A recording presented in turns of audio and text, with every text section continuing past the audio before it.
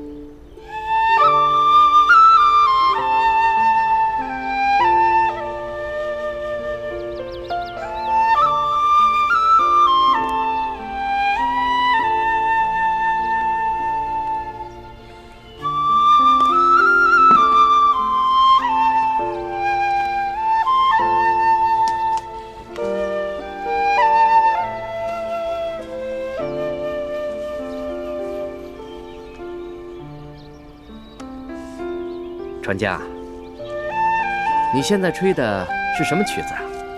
我怎么听着这么耳熟啊？好像是在哪儿听过一样。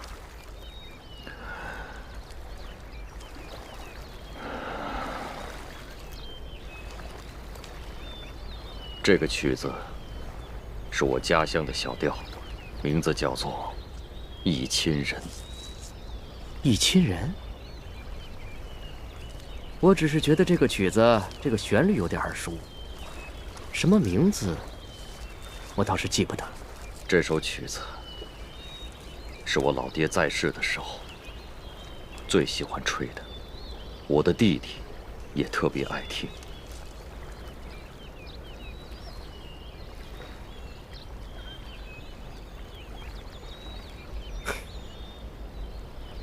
这个曲子。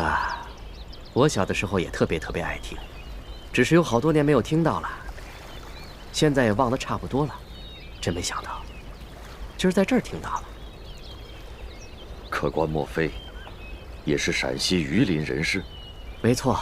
那你可记得，皂角村中有一户姓李的农家，那户人家有一对孪生兄弟，哥哥叫李德禄，弟弟 叫李德福。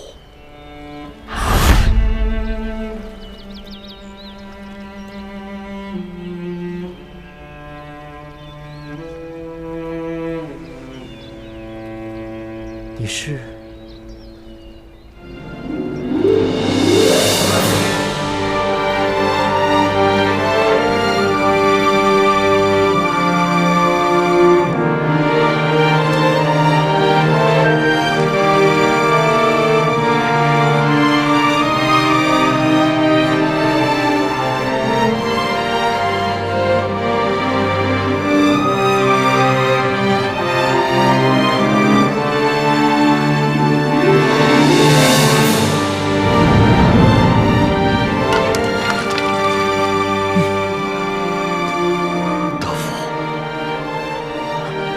认得哥哥吗？你还活着？你没死？德福，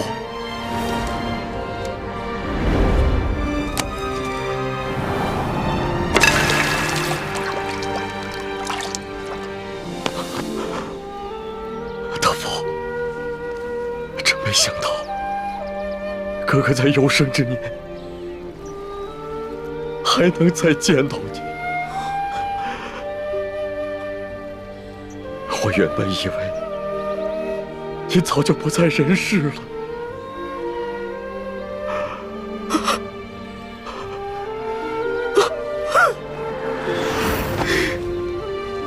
哥，德福，哥，德福。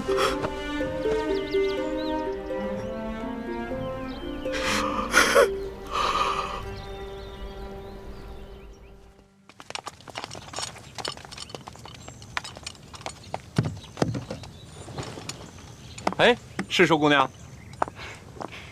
索大人，什么事儿这么着急啊？我告诉你啊，我在这鳌拜府当中又发现了一间小小的密室，这打不完的解药说不定就藏在里面。可是这些工匠呢，笨手笨脚的，打不开那个机关。我想这怎么办呢？我想来想去，就想到了史书姑娘你。我也不知道能不能打开，但是我去试试吧。哎呀，太好了，快请吧，走。大哥可成家了，嫂子可贤惠，有几个子女？成家了，有3个孩子，2儿1女。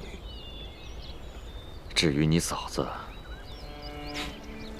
她早已不在人世了。是啊，这世道原本就不太平，又有几家人能够骨肉相守的？大哥即便如此不幸，也比小弟强多了。当年你引开追兵之后，我就一个人在外四处流浪，到处打听你的下落。后来多尔衮把我抢了去，在他府上做了奴才。几年之后，他见我做事机灵，就把我净了身，送到皇太极身边伺候。那时候，我本已有了心仪的姑娘，却被迫做了这不男不女的太监。小弟啊，这么多年你受苦了。大哥真的没有想到，你还能认我这个哥哥。我原本以为你现在在紫禁城中是要风得风，要雨得雨，而我却是穷困潦倒。我真没想到，你还能认我。哥，你说的这是什么话呀？我在这个世界上，就你这么一个亲人了，我怎么会不认你呢？哥，我如今有了用不完的金山银山，正愁没人跟我分享呢。这下好了，你来了，哥，你把侄儿侄女都接进京来，我在京城给你买一处大宅院，然后再续几房妻妾，咱们兄弟好好享受这下半辈子。弟弟啊，你的这番心意，哥哥心领了。但是哥哥这次找你，并不是为了你的钱财。哥，你一定是想谋一个好的差事，对不对？你放心，包在小弟我的身上。1个月之内，我先给你谋个闲职，年内呢，我再找机会把你外放到一个油水充足的富庶之地，怎么样？我也不是为了做官，既不想发财，又不想做官，哥，那你到底想要什么？只要兄弟能办得到的，绝对没问题。德福，你知道哥哥现在是什么身份吗？什么身份？我很久以前已经把名字改了，我不叫李德禄了。那哥哥如今叫什么？李定国。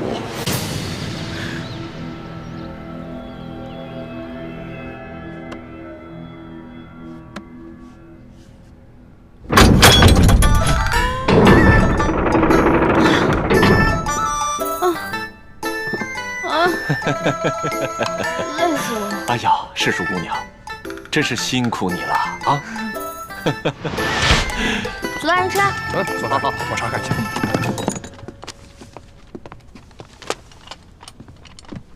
索大人，啊，这箱中没有解药，全是文书信件。没有解药，我看看。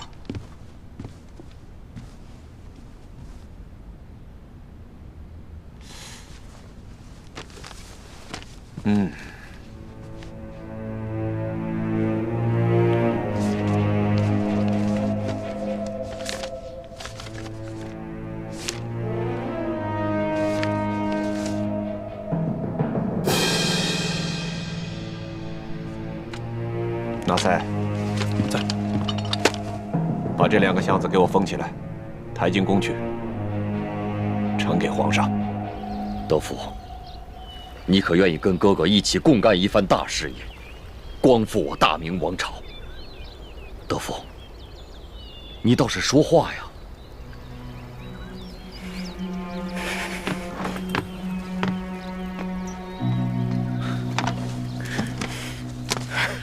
德福，你就心甘情愿地做大清的奴才吗？做大清的奴才怎么了？他中明王朝给过我什么？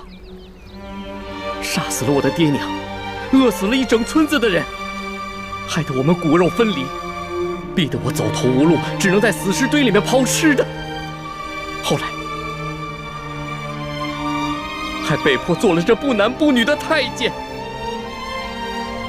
我辛辛苦苦了30多年，我苦熬了30多年，如今你却让我为朱氏的后人去冒杀头的危险。德福，你听我说。我不听。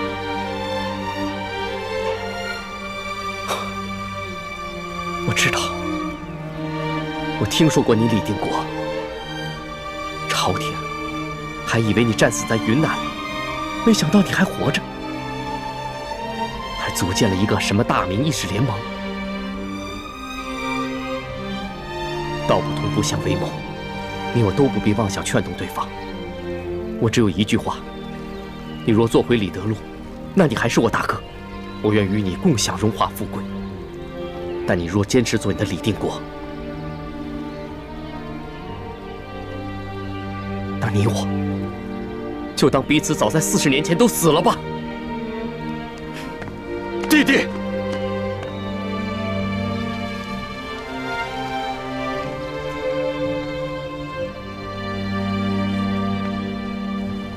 哥，我最后问你一句，你是要做李德禄，还是做李定国？我李定国，生是大明的人，死是大明的鬼。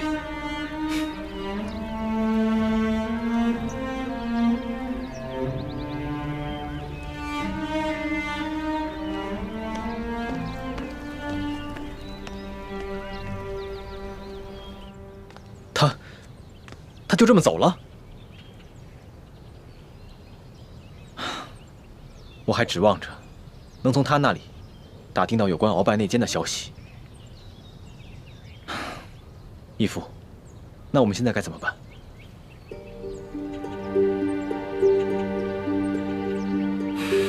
既然他贪图荣华富贵，敢为大清走狗，那我就当他40年前就已经死了。现在的他，就只是大内总管李德福，不再是我的弟弟。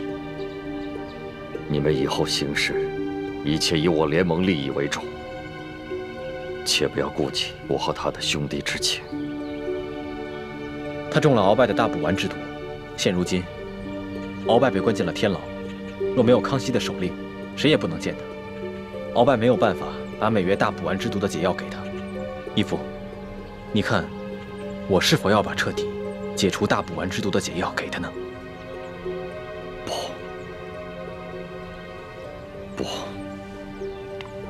不能彻底帮他解脱。你在宫中多次试探他，以他的心机，这次我跟他相认，他多半会怀疑到你。万一鳌拜供出他来，那他极有可能出卖你跟奕欢，甚至出卖我这个亲哥哥，来将功赎罪。那义父的意思是？眼下只能利用大补丸来控制他，这样一来可以保证你跟奕欢在宫中的安全，二来你跟奕欢在宫中行事，有他相助，也会便利一些。可他毕竟是您的亲弟弟，我跟奕欢的叔父，我们这么做，未免也太……太子，你以为我如此算计，我的心里就好受吗？他可是当年我豁出性命去要保护的亲弟弟呀！可现在在国家大义面前，我没法再顾及兄弟之情。